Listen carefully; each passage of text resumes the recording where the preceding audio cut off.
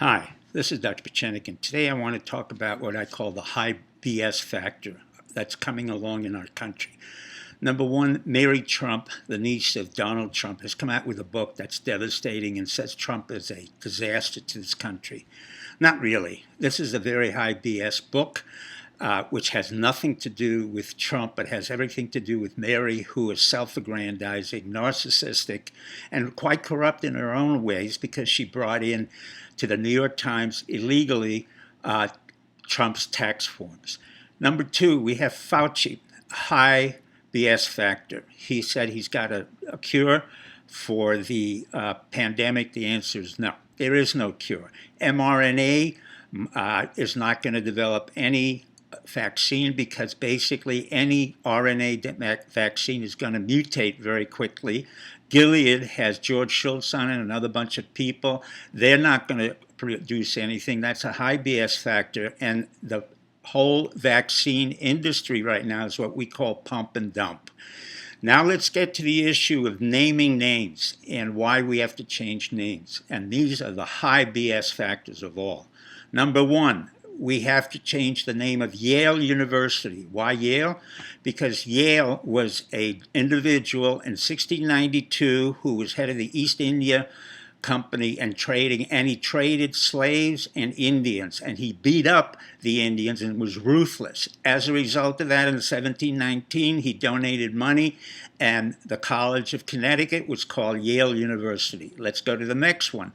Fort Lee cannot be changed because General Lee had gone to West Point and was a superintendent of West Point.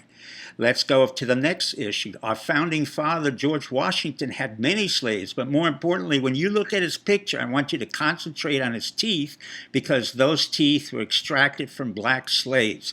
So if you don't really think we deserve to have George Washington take down the monument, take down the houses, and now we have to go to another individual, Abraham Lincoln. The real felon of this entire country is the one who created an auto-genocide in the United States called the Civil War. That was not civil, it was not a war, it was a ruthless northern aggression so that we could take the Mississippi, the Missouri, and New Orleans, and at the same time be able to compete against the companies in New York against those in the South who had cheaper land.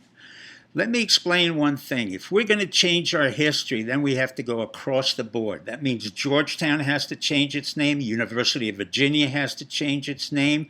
The Capitol building in which Nancy Pelosi kneels has to be removed because it was completely built by black slaves. Oh, and by the way, the high BS factor is that the White House was also built primarily by black slaves. And, oh, before I forget, 21,000 miles of the CX Railroad, which is the essential component of our domestic travel and our domestic movement of merchandise, was built by black slaves, Indian slaves, and Irish slaves. So if you insist on correcting every name in the history of America, then you've got to do what I talked about before. Let me say the following. Thomas Jefferson, a slave owner, said the following. Every democracy has to shed some blood amongst its patriots and its tyrants in order to cleanse out the rising tensions that we have. And let me add a Pogo quote. I have seen the enemy, and the enemy is us. Thank you, and good luck.